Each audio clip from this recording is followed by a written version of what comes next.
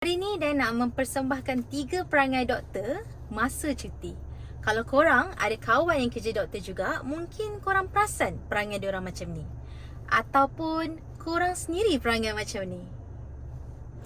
Yeay, finally aku cuti. Genting, here I come. Ya Allah, gilanya Joanna hari ni. Haraplah mereka semua okey.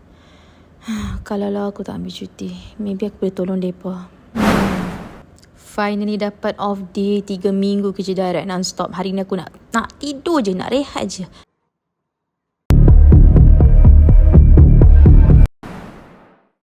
Gila, penat ongkos straight 3 hari direct. Duh, alik ni nak tidur je lah.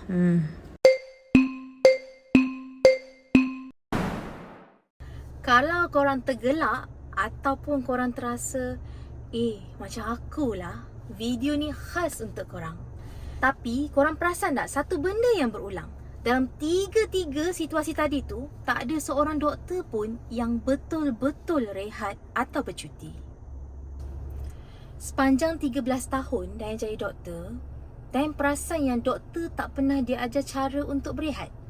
Kita diajar tahu cara untuk perform, kita diajar cara untuk survive, tapi untuk rehat tak ada.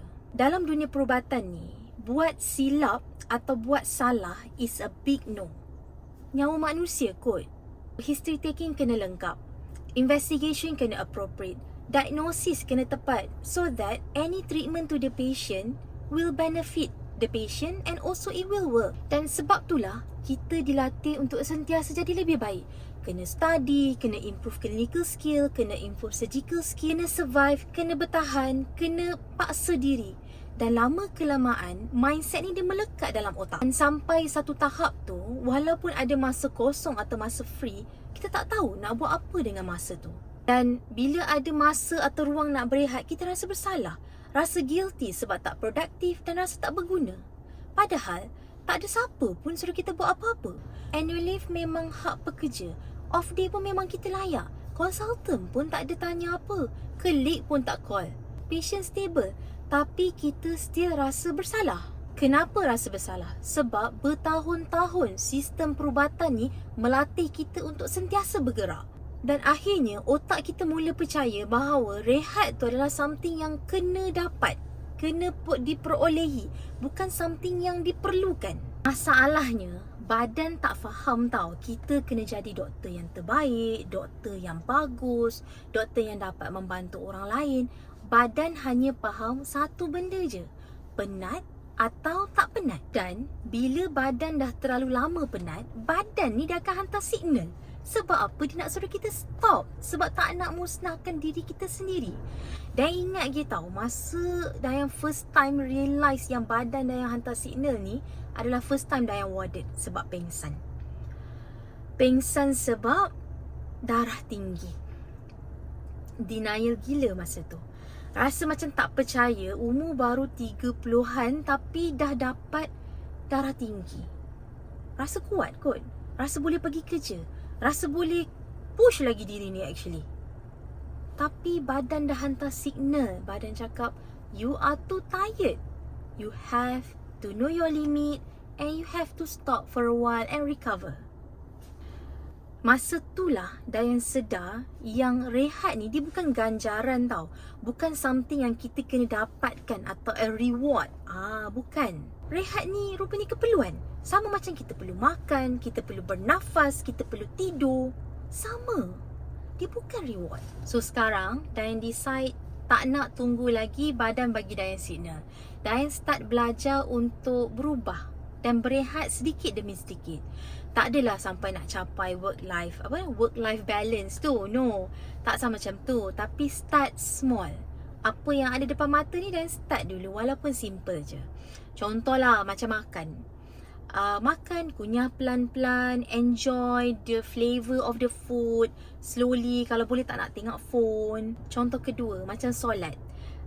Tak payah rushing kalau tak ada patient, tak ada benda yang emergency, tak ada orang call yang urgent. Solat macam biasa and gunakan masa tu untuk reconnect dengan Allah, dengan pencipta kita. Itu yang Dayang boleh buat. Kadang-kadang brisk walk. tengok langit, tengok kat luar, tengok keindahan alam yang Allah ciptakan, so that dia macam bagi tahu otak ni hidup ni lebih besar daripada pekerjaan sahaja. Pak mungkin tulis journal. So hari-hari tulis journal dalam phone, nak reflect balik, aku ni okay ke tak hari ni, what can I do better, what I'm grateful at. Dan baru realise bila buat benda-benda ni, Dayan realise yang kehidupan Dayan sebagai manusia biasa pun penting, dan pekerjaan Dayan sebagai doktor pun penting. Nampak macam simple, nampak macam kecil, tapi inilah ruang untuk bagi badan, minda, rohani space atau masa untuk berehat dan recover. Kalau hari ni korang ada masa 10 minit free atau memang korang tengah bercuti, please jangan sibukkan diri. Jangan cari benda untuk terus nak buat. Just duduk sekejap, bagi ruang and masa untuk diri sendiri berehat. Awal-awal memang serius rasa guilty, rasa tak selesa, rasa nak juga buat benda. Tapi sabar kejap. Just duduk and rehat. Duduk, jangan buat apa-apa. Sebab lama-lama korang buat macam ni, korang akan faham apa tu erti sebenar berehat untuk diri korang sendiri. And korang akan realise yang rehat ni dia bukan reward, dia memang keperluan hidup. Sebab apa rehat tu keperluan? Supaya esok bila korang bangun, korang akan rasa lagi semangat, lagi bertenaga untuk teruskan kehidupan ni dengan lebih baik. Kalau korang doktor dan korang rasa video ni boleh relate dengan korang, cuba korang komen kat bawah. Korang doktor yang perangai macam mana? Guilty ke? Produktif ke? Overthinking ke? Jom kita share story. Dan subscribe kalau korang nak kehidupan yang lebih daripada survive medical.